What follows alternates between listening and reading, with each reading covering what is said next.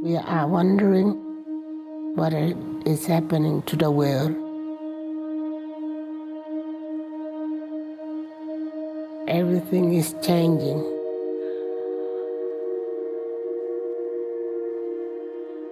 The very idea of human being some sort of natural concept is really going to change. Our bodies will be so high-tech, we won't be able to really distinguish between what's natural and what's artificial. Inside our own heads is the most complex arrangement of matter in the known universe. You might ask yourself, can we get to be superhumans?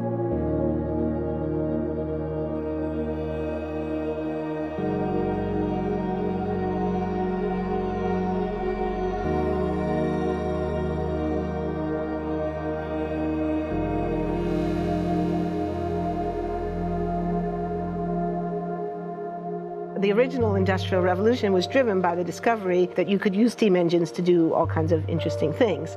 But that was followed by additional revolutions for electricity and computers and communications technology. We're now in the early stages of the fourth Industrial Revolution, which is bringing together digital, physical, and biological systems. One of the features of this fourth Industrial Revolution is that it doesn't change what we are doing, but it changes us. With the ability to visualize brain activity, for example, through a simple consumer-based EEG device, it gives us access to ourselves in ways that we've never before thought possible. It unlocks the black box that is the brain and enables us to really, truly be able to realize an identity that is aspirational. There's now a scientific foundation for the effects of mindfulness on the brain, on the genome, on biological aging. And when the human mind does know itself, then you get the potential for a new renaissance that restructures itself in terms of our relationship to life, our relationship to the planet, our relationship to work. We need a different economic model. And by that, I don't mean capitalism versus communism. What I'm talking about is a shift in the system along the lines of the two big changes that happened in the 20th century, Keynesianism, with a much greater focus on health and education and the role of government working with business, and then a reaction against that in late century to neoliberalism, where the focus was on free markets, freedom of the individual, and getting governments out of the way. We need a shift to a new system that will allow us to meet the basic needs of every human on the planet, that will live within planetary means, that will be fairer, and that will be focused as its key goal, not on growth per se, but on maximizing human well-being. And history tells us that a values shift is triggered by creation of a new story about how we want to live. I see the circular economy as something which fits very closely with mankind's goal to be innovative and creative and to always progress. We can use asset tracking, we can use IT, we can use 3D printing to enable this different economic model to recover materials, feed them back into the economy, and really to decouple growth from the resource constraints we have.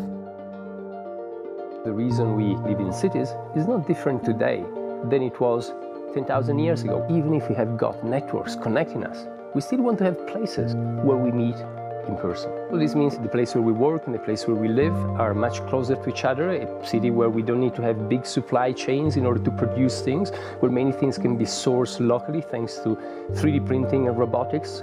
So if we're able to do something to transform cities, to make them more efficient, then the impact can be huge. Think about the prospect of getting rid of plastics. We must not only be inspired or informed by nature, but actually use natural organisms with which to design products and building parts. Only instead of varying material properties, we're varying biological functionality.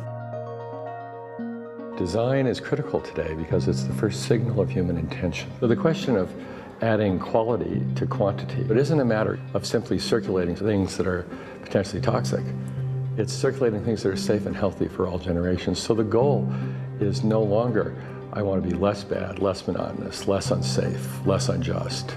It's really about a diverse, safe, healthy, and just world with clean air, clean water, clean soil, clean energy.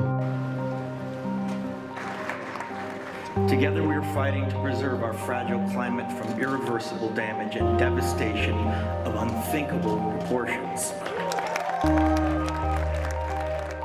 If we think about the original Industrial Revolution, it was an energy revolution. I like to think of it as a kind of bookending of a period in human history during which we used fossil fuels, and it worked very well for us for a long time. But now we have to bring that to an end. We have energy technologies that can power our civilization: solar, wind, biomass. So then the question is, well, how do we get grid integration? Maybe the wind is blowing in Denmark, the sun is shining in Germany, and now you can move that electricity through an integrated grid.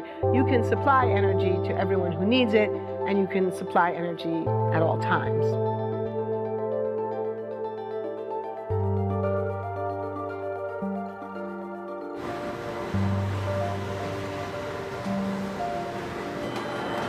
Walking around, you do see different stuff as far as like the body marriage line.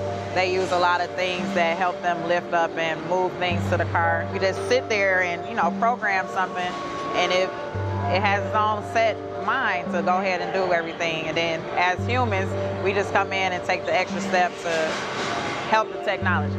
It's not the cure-all for everything. There's definitely a lot of things where people perform the operation better, but certainly for the right applications, robotics are a huge improvement for the process. The prediction of 5 million jobs lost by 2020 to technology is serious, but it's not the main question. Construction, manufacturing, services, public health and education, these industries will still exist. The main question is, what will be the future of work? How will we define work? How will we share the wealth?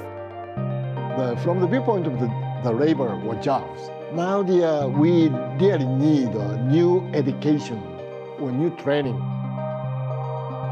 We're working with a World in Motion and First Robotics, trying to encourage students from third grade all the way up through the end of high school. We had students make sailboats, and then we had them race them, and so they could see how quickly they could move. And they immediately went back and started to say, oh, I saw what happened, I'm going to go change this or that. And that was third graders. I just given a prize to a kid of 18 years old that has discovered something really very, very unique. Came up with how to get better productivity and better yields for seeds of corn. And so he basically came with the idea that if you would perforate these seeds, you would get more food.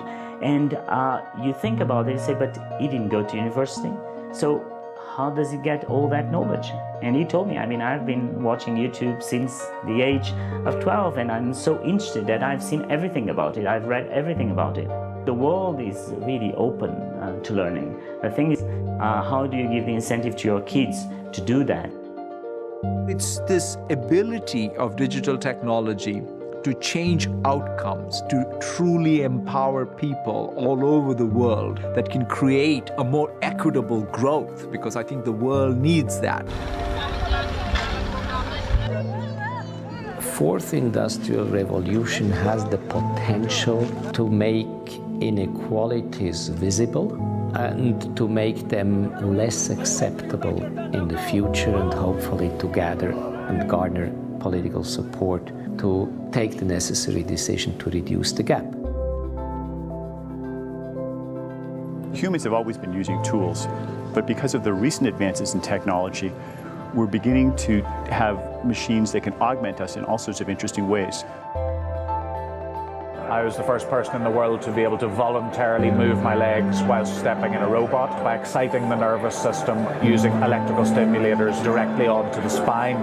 We believe that a cure will be possible if enough of the right people have the will to fast-track a cure for paralysis.